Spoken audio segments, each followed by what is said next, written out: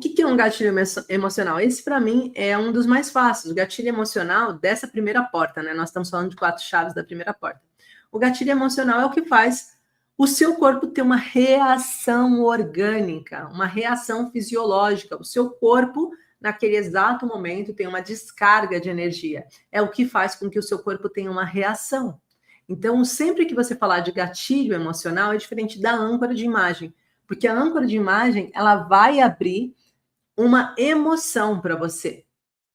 A emoção é o sentimento que você vai ter, os sentimentos, os sintomas que você vai ter fisiológicos no seu corpo. Se vai ter dor de barriga, se vai ter queda de cabelo, se vai ter enjoo, se vai ter gastrite, se vai ter suores frios, tá? Essas reações, elas estão ligadas ao disparo do gatilho emocional. Então, gatilho emocional é o que faz você entrar num processo de crise. Lembrando que as crises de ansiedade, elas têm uma duração de 20 a 30 minutos. Então, durante 20 a 30 minutos, o paciente vai estar sentindo o seu corpo com todos esses sintomas físicos involuntários, que por mais que você queira, ele consegue atenuar, mas ele não consegue cortar de uma vez por todas, mesmo tomando Victan, gente. Ele pode tomar, mas demora a passar. Vai demorar uns 15, 20 minutos para passar. A crise de ansiedade passa e ele acha que foi por conta do medicamento, mas na verdade é porque a crise de ansiedade, ela tem realmente uma duração. Ela passa em 20 a 30 minutos, ok? Então, vou falar agora da nossa segunda chave. E a segunda chave que nós falamos é sobre não só você conseguir entender a base emocional da ansiedade e da depressão, mas eu falei também de você ser capaz de identificar e desativar os bloqueios. E o que é isso? E aí, Gil, o que é isso de identificar, identificar que bloqueio, como os bloqueios, aonde que ficam esses bloqueios? E eu expliquei para vocês com todo carinho que todo bloqueio emocional, toda situação emocional, ela vai criar um bloqueio.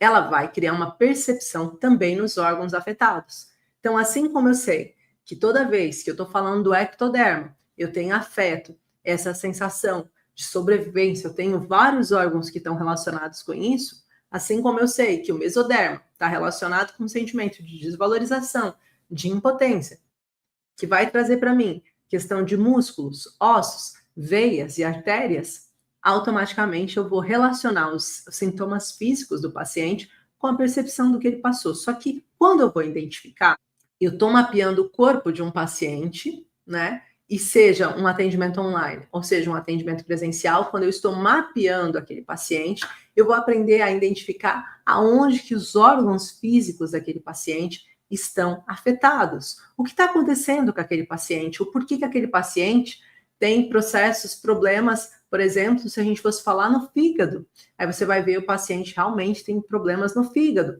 ou nos rins, né? E aí a gente vai ver a questão emocional por trás dessa questão do rim, e todas as outras que se super interligam. Às vezes o paciente está com as suprarrenais alteradas, às vezes está com o pâncreas junto, e ao mesmo tempo está com os brônquios. Então, o que isso quis dizer para mim, né? E aí a gente aprende a fazer essa leitura também com o paciente, entender que cada paciente é único e perceber qual foi a situação traumática, quando que aquilo aconteceu e o porquê que aquilo aconteceu que fez com que ele entrasse nesse processo.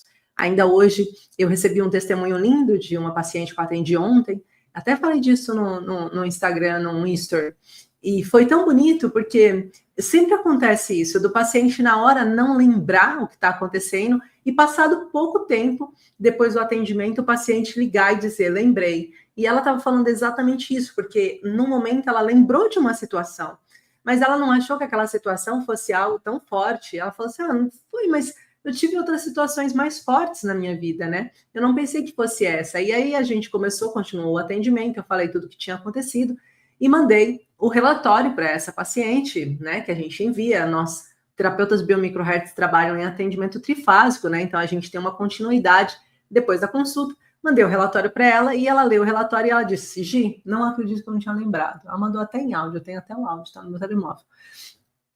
Gi, eu não acredito que eu não tinha lembrado.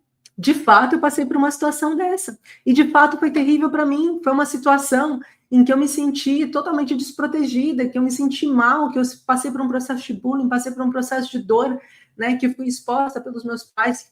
Aconteceu assim. E começou a colocar a situação que tinha acontecido. Então, esse é o poder de vocês estarem identificando e desativando esses bloqueios, porque primeiro a gente identifica aonde, né, no nervo vago, nos ductos emocionais, aonde que foi essa obstrução, qual é o órgão que foi afetado, por que esse órgão está afetado, qual é a relação desse órgão com a percepção do trauma, e com essa correlação que a gente consegue fazer em 5, 10, 15 minutos, com muita prática, né, você consegue fazer com menos tempo, mas no início demora um pouquinho mais, é normal, a gente está aprendendo, né? Então, quando a gente vai aprender a dar um laço no atacador, a gente demora um pouco mais do que o pai que chega ali em 2 segundos e vai e arruma um atacador. A gente não, tem que entender a voltinha, pôr a outra voltinha, dar a volta na voltinha, agora buraco, não deu certo, aí vai de novo, né?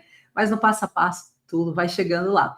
Então, o tempo que você consegue levar o paciente, numa única consulta, você consegue identificar e desativar esses bloqueios e fazer com que a mente consciente e subconsciente do paciente seja trabalhada numa mesma consulta, fazendo com que ele possa ter uma melhora significativa nas próximas horas, tá?